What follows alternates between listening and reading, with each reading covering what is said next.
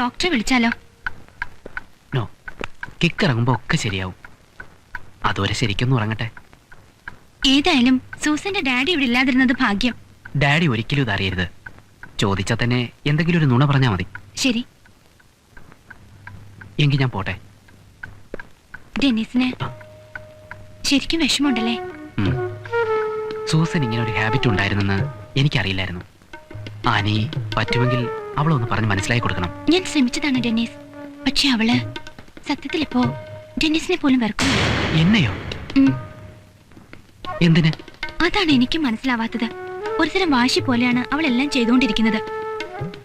പലതും നമ്മളോട് അവൾ ഒളിക്കുന്നു. എന്നിട്ട് ആനി ഇതൊക്കെ എന്തുകൊണ്ട് എന്നോട് നേരത്തെ പറഞ്ഞില്ല? പറഞ്ഞാൽ എന്തെങ്കിലും സംഭവിക്കുമെന്ന് പേടിച്ചാ. പക്ഷെ ഇനി എനിക്ക് പറയാതിരിക്കാൻ പറ്റില്ല. ഇവൾക്കൊന്ന് ബോധം വന്നോട്ടെ. വേണ്ട, ഡെന്നീസ് പറയുമ്പോ അവൾ അത് വേറെ സെൻസിൽ എടുത്തെന്ന് വരാം. അതുകൊണ്ട് ഞാൻ തന്നെ സാവധാനം അവളെ കാര്യങ്ങൾ പറഞ്ഞ് മനസ്സിലാക്കാം. അതുവരെ ഒന്ന് റിലാക്സ് ചെയ്യേണ്ട ഡെന്നീസിന്.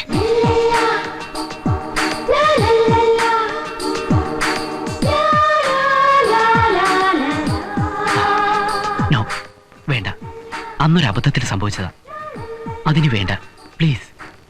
ഡെന്നീസിന് എന്നെ പെട്ടെന്നൊന്നും നിഷേധിക്കാൻ പറ്റില്ലെന്ന് എനിക്കറിയാം. Especially this. ഇത് ഒരു കാലത്ത് ഡെന്നീസിന്റെ ഡിയർ ഫ്രണ്ട്. ഈ ഫ്രണ്ടിനെ ഒന്നുകൂടെ അടുത്തറിയണമെന്ന് തോന്നുന്നില്ലേ? ബട്ടാനി, ഞാൻ സൂസനോട് പ്രോമിസ് ചെയ്തിരുന്നതാ. എന്നിട്ട് അതുകൊണ്ട് എന്ത് പ്രയോജനം ഡെന്നീസിന് കിട്ടിയത്? അവൾ വാക്കുമാറിയില്ലേ? എന്നാലും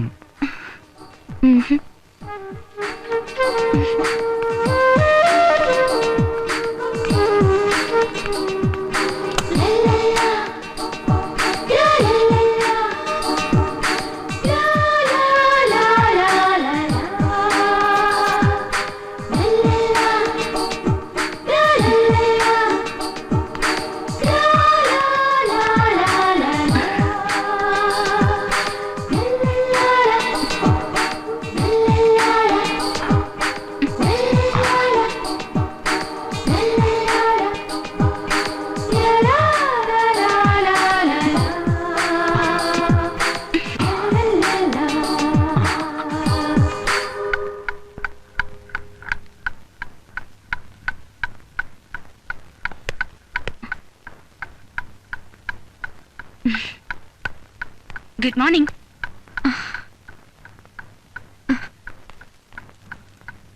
ഓ ഗോഡ്, എനിക്ക് ഇന്നലെ എന്താ പറ്റിയത്? തന്റെ ഫ്രണ്ട് റീത്ത് പറ്റിച്ച് പണിയാ. അവൾ എന്ത് ചെയ്തു? താൻ അറിയാതെ ജ്യൂസിൽ വിസ്കി ഒഴിച്ചു. ജീസസ്, എന്നിട്ട് ഞാനത് കുടിച്ചു. നിനക്ക് ഇന്നലെ തീരെ ലെവലില്ലായിരുന്നു. പിന്നെ ഞാൻ ഡെന്നീസിനെ വിളിച്ചു. ഞാനും ഡെന്നീസും കൂടിയാ നിന്നെ ഇവിടെ എത്തിച്ചത്. എന്നിട്ട് ഡെന്നീസ് എവിടെ? അവൻ അപ്പൊ തന്നെ പോയി. അവൻ എന്നെ വല്ലാതെ തെറ്റിദ്ധരിച്ചിട്ടുണ്ടാവും. ഏയ്, അങ്ങനെയൊന്നുമില്ല. ഡാഡി ഇന്നലെ ലേറ്റായിട്ടാ വന്നത്. അതുകൊണ്ട് ഒന്നും അറിഞ്ഞില്ല. ഓ, എന്റെ ഭാഗ്യം. ഡാഡി എങ്ങാനും അറിഞ്ഞിരുന്നെങ്കിൽ അതോടെ തീർന്നു കഥ. നീ ആദ്യം ഒന്ന് ഫ്രഷ് ആവ്, അപ്പൊ ക്ഷീണമൊക്കെ പോവും. സൂസിമോളെ, ഡാഡി വിളിക്കുന്നു. ഡാഡി ഇനി എന്തെങ്കിലും? നോ, ഒന്നും അറിഞ്ഞിട്ടില്ല. വേറെന്തെങ്കിലും കാര്യത്തിനാവും. നീ ചെല്ലേ.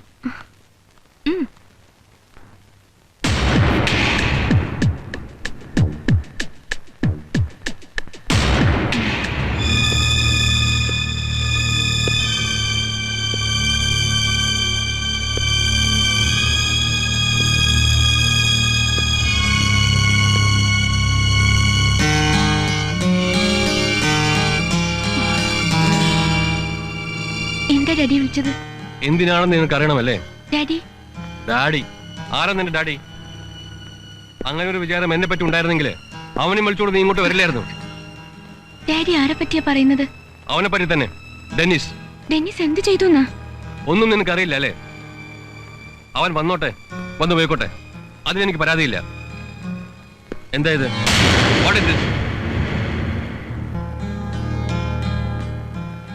ഇത് ഡ്രഗ്, നല്ല സ്ട്രോങ് ഡ്രഗ്. നോ, ഡെന്നിസ് ഇനി ഇത് ഉപയോഗിക്കില്ലെന്ന് വാക്ക് തന്നതാ. ഓ, അപ്പൊ അവനിത് ഉപയോഗിച്ചിരുന്നു.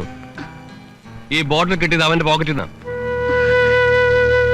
ഇല്ല ഡാഡി, അങ്ങനെ ഒരിക്കലും. Shut your bloody mouth.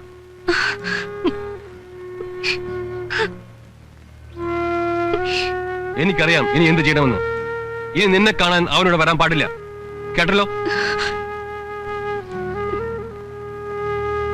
കരച്ചിലും പിടിച്ചിലൊന്നും ഞാൻ വിടില്ല. ഒരു ഡ്രഗ് അഡിക്റ്റിന് ഞാൻ എന്റെ മോളെ കൊടുക്കില്ല.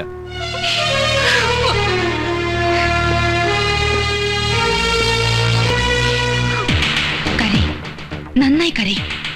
എന്നാലേ എന്റെ മമ്മ ഈ മണ്ണിലൊഴുക്കിയ കണ്ണീരിന് പകരമാവൂ.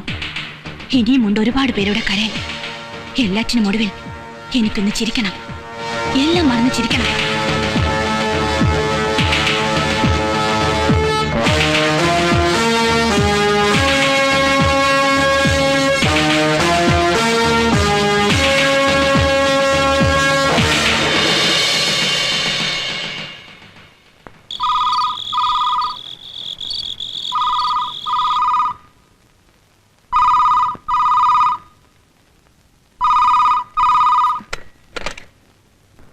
ഹലോ സൂസി മോളെ. ആ, ഇത് ടോണി അങ്കിളാ. Hi Tony uncle, how are you? Fine മോളെ. പിന്നെ ഞാൻ നാളെ അവിടെ എത്തും. ഇന്ന് രാത്രി തന്നെ പുറപ്പെടും. ആ, മിക്കവാറും നാളെ വെളുപ്പിന് തന്നെ. Okay, see you. Good night. Okay, good night. Tony uncle, 15 വർഷമായി ഞാൻ കാണാൻ കാത്തിരിക്കുന്ന ആൾ നാളെ ഇവിടെ എത്തും.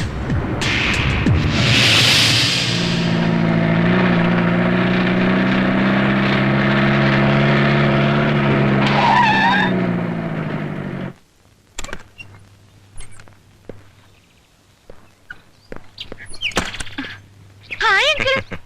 മോളെ. അങ്കിളുടെ യാത്രയൊക്കെ സുഖമായിരുന്നോ? ഫൈൻ മോളെ. ഡാഡി എവിടെ?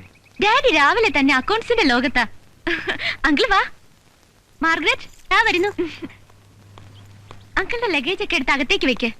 ഓക്കെ അങ്കിൾ വാ.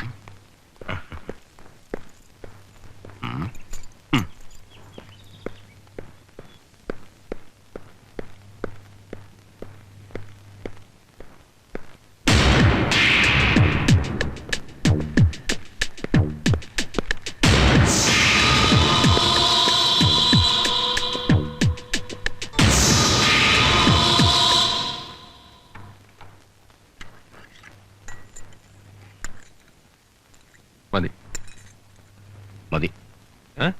എന്തോ ടോണി, നിനക്ക് ഭക്ഷണത്തോടായിരുന്നല്ലോ കമ്പം, ഇപ്പൊ എന്ത് പറ്റി? അതൊക്കെ ഒരു പ്രായത്തിലേ പറ്റുള്ളിയാ. ഇപ്പൊ വയസ്സായില്ലേ. അങ്കിളിനെ കണ്ട അത്ര പ്രായമൊന്നും തോന്നിക്കില്ല. അത് സൂസി മോൾ എനിക്കിട്ടും താങ്ങിയതാണല്ലോ. ആ, ആനി എവിടെ? അവൾ എന്തോ തലവേദന എന്ന് പറഞ്ഞ് കിടക്കുക. ആരാ ആനി? അത് സൂസന്റെ ഒരു ഫ്രണ്ട്. നീ കഴിക്കേ.